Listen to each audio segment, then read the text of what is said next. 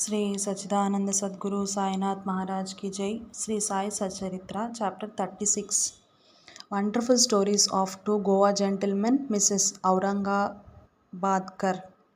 This chapter relates the wonderful stories of two gentlemen from Goa and Mrs. Aurangabadkar of Solapur. Once two gentlemen came from Goa for taking darshan of Sai Baba and prostrated themselves before him. Though both came together, Baba asked only one of them to give 15 rupees as dakshina, which was paid willingly. The other man voluntarily offered 35 rupees, which was rejected by Baba to the astonishment of all. Shama, who was present, asked Baba, "What is this? Both came together. Once dakshina you accept, the others, though voluntarily paid, you refuse. Why this discrimination?" Baba replied, "Shama, you know nothing. I take nothing from anybody. The Masjid Mai, the presiding deity of the masjid, calls for the debt, the donor pays it and becomes free. Have I any home, property, or family to look after? I require nothing. I am ever free. Debt, enmity, and murder have to be atoned for, as there is no escape from them." Baba then continued in his characteristic way as follows. At first, he was a poor and took a vow to his God that he would pay for his first month's salary if he got a job. He got one for 15 rupees per month. Then he steadily got promotions. From 15 rupees, he got 30 rupees, 60 rupees, 100 rupees, 200 rupees, and ultimately 700 rupees per month. But in his prosperity, he forgot completely the vow he took. The force of his karma has driven him here, and I asked that amount, that is 15 rupees, from him as dakshina. Another story. While wandering by the seaside, I came to a huge mansion and sat in its veranda. The Brahmin owner gave me a good reception and fed me sumptuously.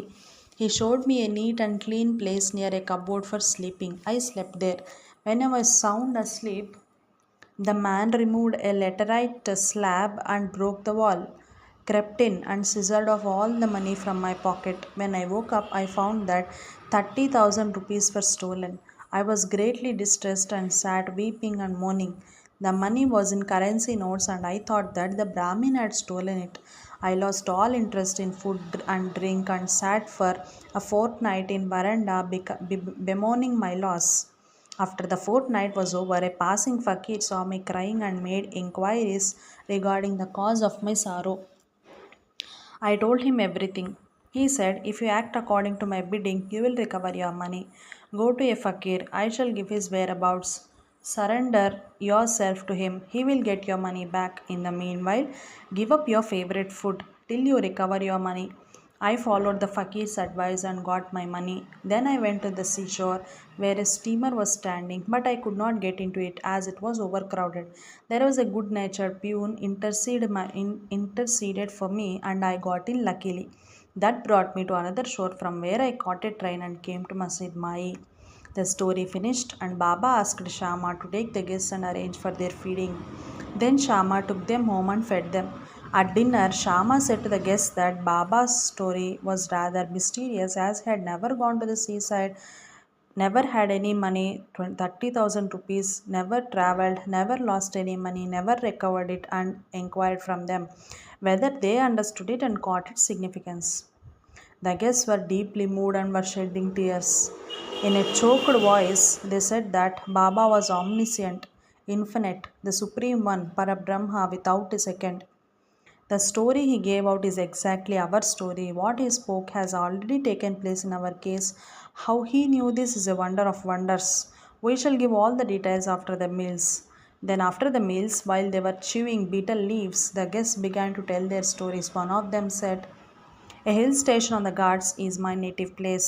I went to Goa to earn my living by securing a job. I took a vow to God Datta that if I got a job, I would offer him my first month's salary. By his grace, I got a job of 15 rupees. Then I got promotions as described by Baba. I did forget all about my vow. Baba has just reminded me of it in this way and recovered 15 rupees from me. It's not dakshina as one may think it to be, but a repayment of an old debt and fulfillment of long forgotten woe." Moral. In fact, Baba never begged for any money nor allowed his bhaktas to beg. He regarded money as a danger or a bar to spiritual progress, and he did not allow his bhaktas to fall into its clutches. Bhagat Mahalsapati is an instance on this point. On this point, he was very poor and could hardly make both ends meet. Baba never allowed him to make any money nor gave him anything from the Dakshina collection.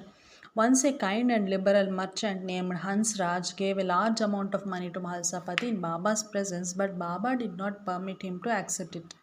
Then the second guest began his tale. My Brahmin cook was serving me faithfully for 35 years. Unfortunately, he fell into bad ways, his mind changed, and he robbed me of my treasure. By removing a laterite slab from my wall where my cupboard is fixed, he came in while we were all deep asleep and carried away all my accumulated wealth, that is 30,000 rupees in currency notes. I know not how Baba mentioned the exact amount. I sat crying day and night. My inquiries came to nothing. I spent a fortnight in great anxiety. As I sat on the veranda, sad and dejected, a passing fakir saw my condition and inquired of its cause, and I told him all about it. He told me that an Avaliya saint by name Sai lives in Shirdi, Kopargaon Taluka. Make woe to him, give up any food that you like best, and said to him mentally that I have given up eating that food till I take your darshan. Then I took the vow and gave up eating rice and said, Baba, I will eat it after recovering my property and after taking your darshan.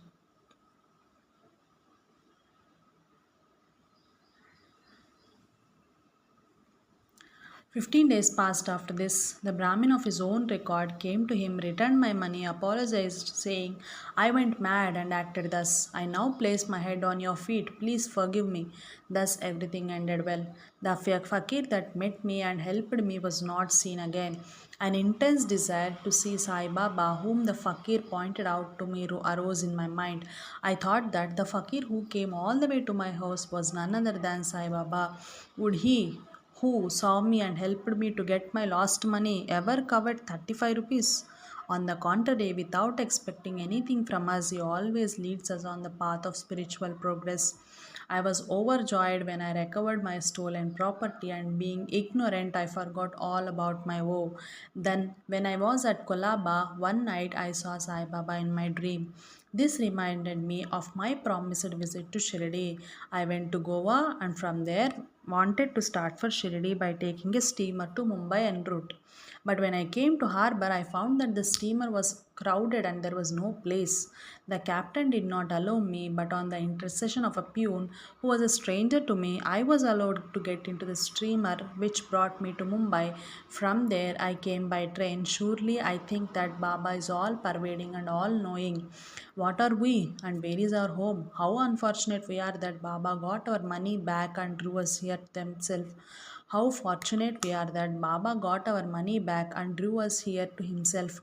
Shirdi folks must be infinitely superior and more fortunate than we are, for Baba has played, laughed, talked, and lived with you for so many years. I think that your store of good merits must be infinite.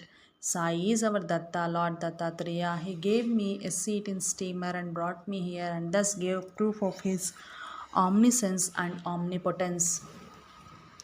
Mrs. Aurangabadkar, a lady from Solapur, the wife of Sakharam Aurangabadkar, had no issue during the long period of 27 years. She had a number of vows to god and goddesses for an issue, but was not successful. She then became almost hopeless. To make a last attempt in this matter, she came to Shirdi with her stepson Vishwanath and stayed there for 2 months serving Baba. Whenever she went to Masjid, she found Baba surrounded by devotees. She wanted to see Baba alone, fall at his feet, open her heart, and pray for an issue. But she did not get any suitable opportunity. Ultimately, she requested Shama to intercede with Baba for her when he was alone. Shama said to her that Baba's darbar was open. Still, he could try for her and that the Lord might bless her. He asked her to sit ready with a coconut and joss sticks in the open courtyard at the time of Baba's meals, and that when he beckoned to her, she should come up.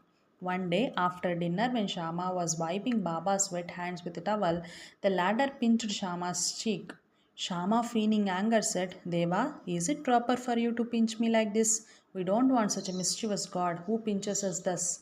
Are we your dependents? Is this the fruit of our intimacy? Baba replied, O Shama, during the 72 generations that you were with me, I never pinched you till now, and now you resent my touching you.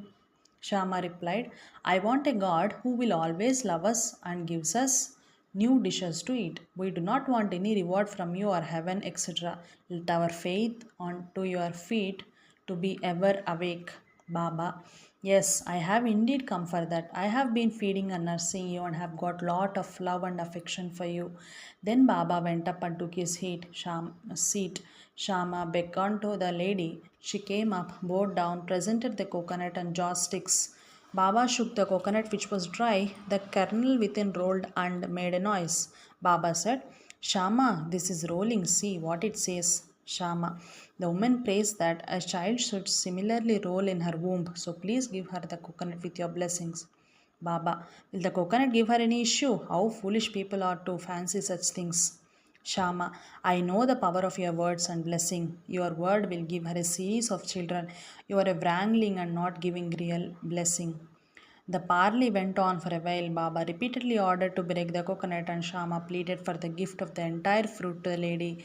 Finally, Baba yielded and said, She will have an issue. When? Asked Shama.